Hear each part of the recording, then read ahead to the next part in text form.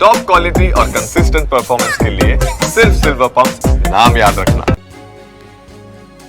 ಇನ್ನು ಸುಪ್ರೀಂ ಕೋರ್ಟ್ನಲ್ಲಿ honey trap ಅರ್ಜಿ ವಜಾ.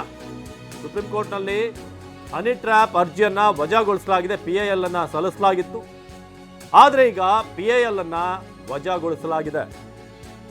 ಹನಿ ಟ್ರ್ಯಾಪ್ ಸಂಬಂಧಪಟ್ಟ ಹಾಗೆ PIL ಸಲ್ಲಿಸಲಾಗಿತ್ತು, ಆದರೆ ಸುಪ್ರೀಂ ಕೋರ್ಟ್ ಈಗ ಈ ಹನಿ ಟ್ರ್ಯಾಪ್ಗೆ ಸಂಬಂಧಪಟ್ಟ ಹಾಗೆ PIL ಅನ್ನ ವಜಾಗೊಳಿಸಿದೆ.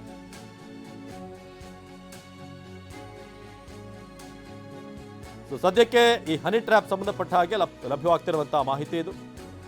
ಸುಪ್ರೀಂ ಕೋರ್ಟ್ನಲ್ಲಿ ಏನು PIL ಸಲ್ಲಿಸಲಾಗಿತ್ತು, ಸೊ ಆ ಒಂದು PIL ಅನ್ನ ಈಗ ವಜಾಗೊಳಿಸಲಾಗಿದೆ.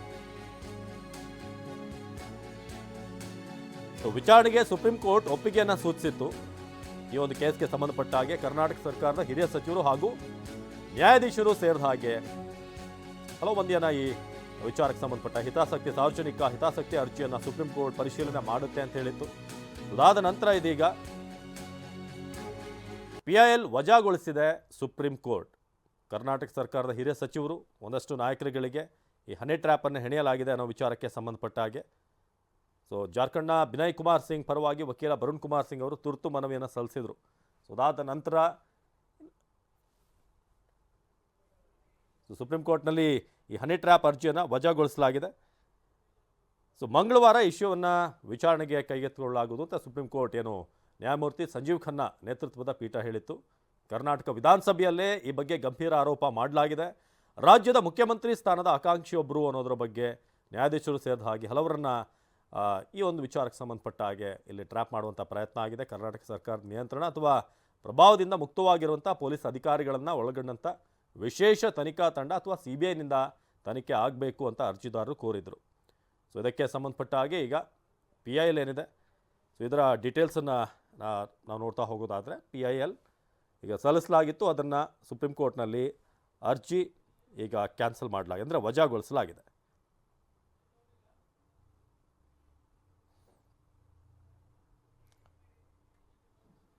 ಸೊ ಹನಿ ಟ್ರ್ಯಾಪ್ ಸಂಬಂಧಪಟ್ಟ ಹಾಗೆ ಸುಪ್ರೀಂ ಕೋರ್ಟ್ ಕರ್ನಾಟಕ ರಾಜಕೀಯದಲ್ಲಿ ಈಗ ಭಾರಿ ಚರ್ಚೆಗೆ ಕಾರಣವಾಗಿರೋದು. ನೀವು ಜಾರ್ಖಂಡ್ನವರು, ನಿಮ್ಗೇನು ಸಂಬಂಧ?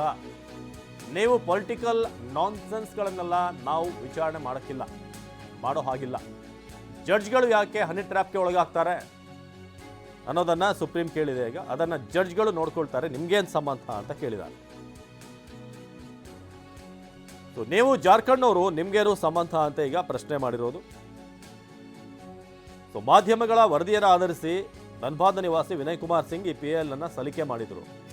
ವಿನಯ್ ಕುಮಾರ್ ಪರವಾಗಿ ವಕೀಲ ವರುಣ್ ಕುಮಾರ್ ಸಿಂಗ್ ಮುಖ್ಯ ನ್ಯಾಯಮೂರ್ತಿ ಸಂಜೀವ್ ಖನ್ನಾ ನೇತೃತ್ವದ ಪೀಠದ ಮುಂದೆ ಅರ್ಜಿ ಸಲ್ಲಿಸಿದರು. ಅದರಲ್ಲಿ ಜಡ್ಜ್ಗಳು ನೋಡ್ಕೊಳ್ತಾರೆ, ನಿಮ್ಗೇನು ಸಂಬಂಧ? ಪೊಲಿಟಿಕಲಿ ಇರುವಂಥ ಇಶ್ಯೂಗಳಿಗೆ ನೀವು ಯಾಕೆ ಪೊಲಿಟಿಕಲ್ ನಾನ್ಸೆನ್ಸ್ಗಳನ್ನೆಲ್ಲ ನಾವು ವಿಚಾರಣೆ ಮಾಡೋಕ್ಕಿರೋದಲ್ಲ. ಇಲ್ಲಿ ಜಡ್ಜ್ಗಳು ಯಾಕೆ ಹನಿ ಟ್ರ್ಯಾಪ್ಗಳಿಗೆ ಆಗ್ತಾರೆ ನ್ಯಾಯಾಧೀಶರು ಅನ್ನೋದನ್ನು ಕೂಡ ಪ್ರಶ್ನೆ ಮಾಡಲಾಗಿದೆ. ಸೊ ಇದು ಹನಿ ಟ್ರ್ಯಾಪ್ ಸಂಬಂಧಪಟ್ಟ ಹಾಗೆ ಜಡ್ಜ್ಗಳು ಅದನ್ನು ನೋಡ್ಕೋತಾರೆ. ನೀವು ಜಾರ್ಖಂಡ್ನವರು, ನಿಮ್ಗೇನು ಸಂಬಂಧ ಅಂತ ಈಗ ಕೇಳಲಾಗಿದೆ. ಕರ್ನಾಟಕದ ಪ್ರಕರಣ ಸೇರಿದ ಹಾಗೆ ಅಲ್ಲಿ ಅರ್ಜಿಯನ್ನು ಸಲ್ಲಿಸಿದ್ರು ವಿನಯ್ ಕುಮಾರ್ ಸಿಂಗ್. ಮಾಧ್ಯಮಗಳ ವರದಿಯನ್ನು ಆಧರಿಸಿ ಧನ್ಬಾದ್ನ ನಿವಾಸಿ ಆಗಿರುವಂಥ ವಿನಯ್ ಕುಮಾರ್ ಸಿಂಗ್ ಈ PIL ಅನ್ನು ಸಲ್ಲಿಕೆ ಮಾಡಿದರು. ವಿನಯ್ ಕುಮಾರ್ ಪರವಾಗಿ ವಕೀಲ ವರುಣ್ ಕುಮಾರ್ ಸಿಂಗ್ ಮುಖ್ಯ ನ್ಯಾಯಮೂರ್ತಿಗಳಾದಂಥ ಸಂಜೀವ್ ಖನ್ನಾ ನೇತೃತ್ವದ ಪೀಠದ ಮುಂದೆ ಅರ್ಜಿಯನ್ನು ಸಲ್ಲಿಸಿದರು. ಸದ್ಯಕ್ಕೆ ಅದನ್ನು ವಜಾಗೊಳಿಸಲಾಗಿದೆ. ಸೊ ರಾಜಕೀಯ ಸೇರಿದ ಹಾಗೆ ಅನೇಕ ಕ್ಷೇತ್ರದ ಗಣ್ಯರು ಸೇರಿ 48 ಜನರು ಹನಿ ಟ್ರ್ಯಾಪ್ಗೆ ಒಳಗಾಗಿದ್ದಾರೆ ಅಂತ ಆರೋಪಿಸಲಾಗ್ತಿದೆ. ಈ ಕುರಿತು ಸ್ವತಂತ್ರವಾದ ತನಿಖೆ ಆಗಬೇಕು ಅಂತ ಅರ್ಜಿ ಸಲ್ಲಿಸಲಾಗಿತ್ತು. ನಮ್ಮ ದೆಹಲಿಯ ಪ್ರತಿನಿಧಿ ಹರೀಶ್ ಈ ಬಗ್ಗೆ ಹೆಚ್ಚಿನ ಮಾಹಿತಿಯನ್ನು ನೀಡ್ತಾರೆ. ಹರೀಶ್, ಈ PILನಲ್ಲಿ ಏನೆಲ್ಲ ಅಂಶಗಳಿದ್ವು, ನಂತರ ಕೋರ್ಟ್ ಅದನ್ನು ಹೇಗೆ ಪರಿಗಣಿಸ್ತು, ಏನೆಲ್ಲ ಅಂದರೆ ವಿಚಾರಣೆಗೆ ಎತ್ಕೊಳ್ತೀವಿ ಅಂತ. ಆದರೆ ಸದ್ಯಕ್ಕೆ ವಾಪಸ್ ಛೀಮಾರಿ ಹಾಕಿರೋ ಹಾಗಿದೆ. ಯಾರು ಅರ್ಜಿಯನ್ನು ಸಲ್ಲಿಸಿದ್ದಾರೆ ಅವರಿಗೆ ಯಾಕೆ ಏನಾಯಿತು ಅಂತ.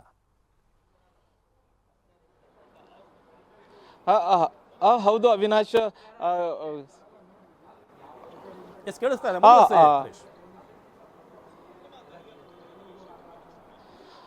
ಅವಿನಾಶ್, ಇವತ್ತು ಸುಪ್ರೀಂ ಕೋರ್ಟ್ನಲ್ಲಿ ಜಾರ್ಖಂಡ್ನ ಮೂಲದ ಒಬ್ಬರು ವ್ಯಕ್ತಿ ಸಲ್ಲಿಸಿದಂತಹ ಅರ್ಜಿಯನ್ನು ವಜಾಗೊಳಿಸಿರುವಂತಹದ್ದು. ಸಾರ್ವಜನಿಕ ಹಿತಾಸಕ್ತಿ ಅರ್ಜಿಯನ್ನು ಸಲ್ಲಿಸಿದ್ರು. ಇಲ್ಲಿ ಸಾರ್ವಜನಿಕ ಹಿತಾಸಕ್ತಿ ಅರ್ಜಿ ಅದು ಕರ್ನಾಟಕದಾಗಿತ್ತು. ಕರ್ನಾಟಕದ ವಿಧಾನಸಭೆಯಲ್ಲಿ ಸಚಿವರೊಬ್ಬರು ಉಲ್ಲೇಖಿಸಿದಂತಹ ಹೇಳಿಕೆ ಏನಿತ್ತು ಅದು ಪತ್ರಿಕೆಗಳಲ್ಲಿ ಉಲ್ಲೇಖ ಆಗಿತ್ತು. ಆ ಪತ್ರಿಕೆಗಳ ಹೇಳಿಕೆಗಳನ್ನು, ಪತ್ರಿಕೆ ವರದಿಯನ್ನು ಇವತ್ತು ಸುಪ್ರೀಂ ಕೋರ್ಟ್ನಲ್ಲಿ ಉಲ್ಲೇಖವನ್ನು ಮಾಡಲಾಗಿದೆ. ಆದರೆ ಸುಪ್ರೀಂ ಕೋರ್ಟ್ ಅದಕ್ಕೆ ಅಸಮಾಧಾನವನ್ನು ವ್ಯಕ್ತಪಡಿಸಿದೆ. ಪತ್ರಿಕೆಗಳಲ್ಲಿ ಬರುತ್ತೆ, ಯಾವುದೋ ರಾಜಕಾರಣಿ ಸದನದಲ್ಲಿ ಮಾತಾಡಿದನ್ನ ಇಲ್ಲಿ PL ಹಾಕಿದ್ದೀರಾ, ಮತ್ತೆ ರಾಜಕೀಯ ನಾನ್ಸೆನ್ಸ್ಗಳಿಗೂ ಇದಕ್ಕೂ ಏನು ಸಂಬಂಧ, ನಾವು ಯಾಕೆ ಅದನ್ನು ವಿಚಾರಣೆ ಮಾಡಬೇಕು ಅನ್ನುವಂಥ ನಿಟ್ಟಿನಲ್ಲಿ ಪ್ರಶ್ನೆ ಮಾಡಿರುವಂತಹದ್ದು.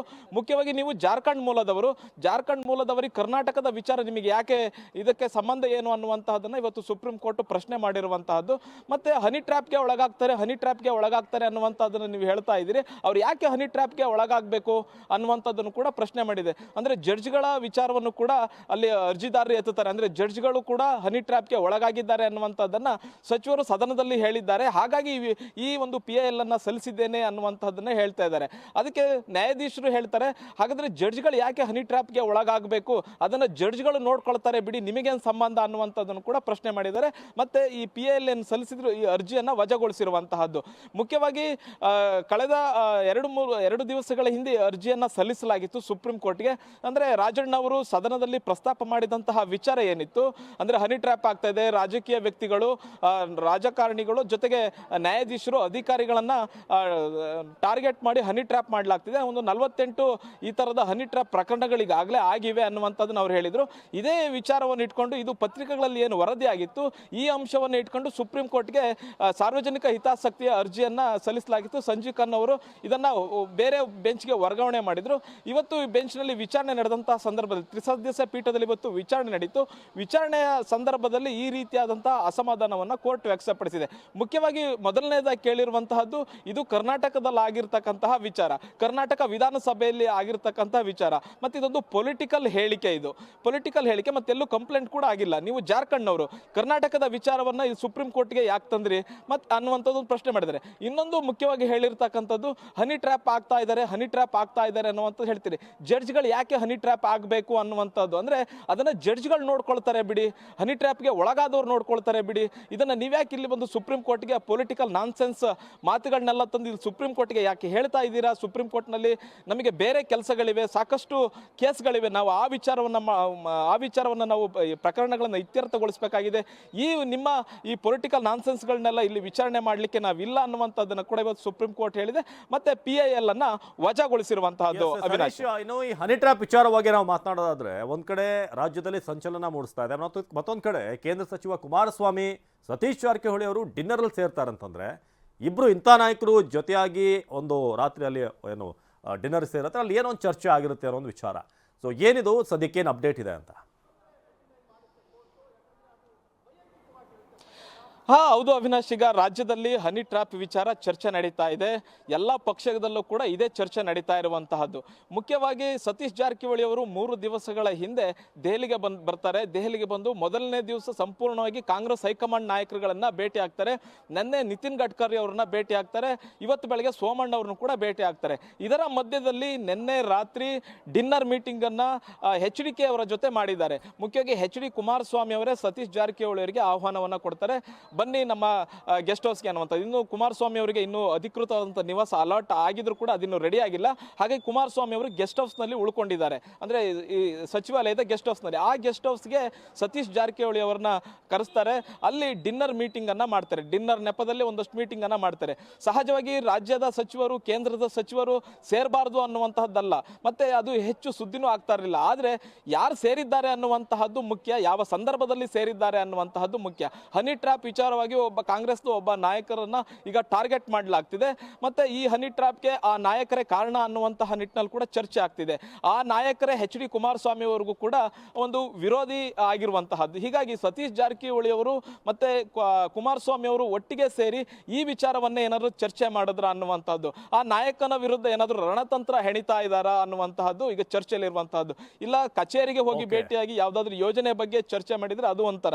ಆದರೆ ಕುಮಾರಸ್ವಾಮಿ ಅವರು, ಸತೀಶ್ ಜಾರಕಿಹೊಳಿ ಅವರು ಡಿನ್ನರ್ ಮೀಟಿಂಗ್ ನಲ್ಲಿ ಸೇರಿ ಮಾತನಾಡಿರ್ತಕ್ಕಂಥದ್ದು ದೆಹಲಿಯಲ್ಲಿ ಕುತೂಹಲನ ಕೆಳಿಸಿರುತ್ತೆ.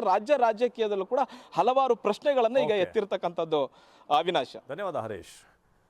ಇನ್ನು ಹನಿ ಟ್ರ್ಯಾಪ್ ಬಗ್ಗೆ ಕೈ ಸದಸ್ಯರಿಂದ ಚೀಟಿ ಬಂತು. ಬಿಜೆಪಿಯ ಶಾಸಕ ಎಸ್ ಟಿ ಸೋಮಶೇಖರ್ ಹೇಳಿಕೆ. ಹನಿ ಟ್ರ್ಯಾಪ್ ಬಗ್ಗೆ ಮಂತ್ರಿಗಳೇ ಚೀಟಿಯನ್ನ ಕಳಿಸ್ತಾರೆ. ಬಿಜೆಪಿ ಶಾಸಕ ಎಸ್ ಟಿ ಸೋಮಶೇಖರ್ ಹೇಳಿಕೆ ಇದು. ಹನಿ ಟ್ರ್ಯಾಪ್ ಬಗ್ಗೆ ಸದನದಲ್ಲಿ ಸರಿಯಾಗಿ ಚರ್ಚೆ ಮಾಡಿಲ್ಲ. ಒಗ್ಗಟ್ಟಾಗಿ ಹನಿ ಟ್ರ್ಯಾಪ್ ಪ್ರಕರಣವನ್ನ ಎದುರಿಸಬೇಕಾಗಿತ್ತು, ಆದರೆ ಸರಿಯಾಗಿ ಚರ್ಚೆ ಆಗಿಲ್ಲ. ಒಗ್ಗಟ್ಟಾಗಿ ಈ ಒಂದು ಹನಿ ಟ್ರ್ಯಾಪ್, ಈ ರಾಜಕಾರಣ ಇದೆಯಲ್ಲ, ಒಂದು ಕೆಟ್ಟ ರಾಜಕಾರಣ, ಇದರ ವಿರುದ್ಧ ಮಂತ್ರಿಗಳೇ ಚೀಟಿ ಕಳಿಸ್ತಾರೆ ಅಂತ ಸೋಮಶೇಖರ್ ಹೇಳಿದ್ದಾರೆ.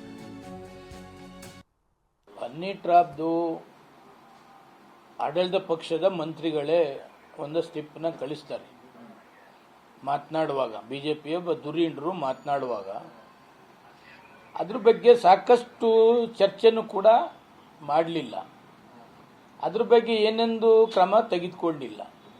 ಯಾವಾಗ ಟಿ ವಿ ಮಾಧ್ಯಮಗಳಲ್ಲಿ ಅದು ಬಂತ, ಅದಾದ ಮೇಲೆ ಬೇಕಾದಷ್ಟು ಮಾಧ್ಯಮಗಳಲ್ಲಿ ಅದೇ ಪಕ್ಷದ ನಾಯಕರುಗಳು ಕೂಡ ಸಾಕಷ್ಟು ಚರ್ಚೆ ಮಾಡಿದ್ದಾರೆ. ನಾನು ಯಾವತ್ತದ್ರ ಬಗ್ಗೆ ಚರ್ಚೆ ಮಾಡೋಕ್ಕೆ ಹೋಗಲೇ ಇಲ್ಲ. ಯಾವುದೇ ಪಕ್ಷದ ವಿರೋಧ ಪಕ್ಷದ ನಾಯಕರನ್ನು ಕೂಡ ಟೀಕೆ ಮಾಡಿದ್ದಾರೆ. ಇನ್ಯಾವ ಕಾರಣಕ್ಕೂ ನಾನು ಅಸೆಂಬ್ಲಿಗೆ ಬರೋದಿಲ್ಲ ಅಂತಕ್ಕಂಥದ್ದು ಕೂಡ MLAಗಳು ಹೊರ ಹೋಗಿದ್ದಾರೆ. ಅಂತ ಬರ್ನಿಂಗ್ ಇಶ್ಯೂ ಬಂದಂಥ ಸಮಯದಲ್ಲಿ ಎಲ್ಲರೂ ಕೂಡ ಒಗ್ಗಟ್ಟಾಗಿ ಅದನ್ನು ಫೇಸ್ ಮಾಡ್ತಕ್ಕಂಥದ್ದನ್ನು ಮಾಡಬೇಕಾಯಿತು.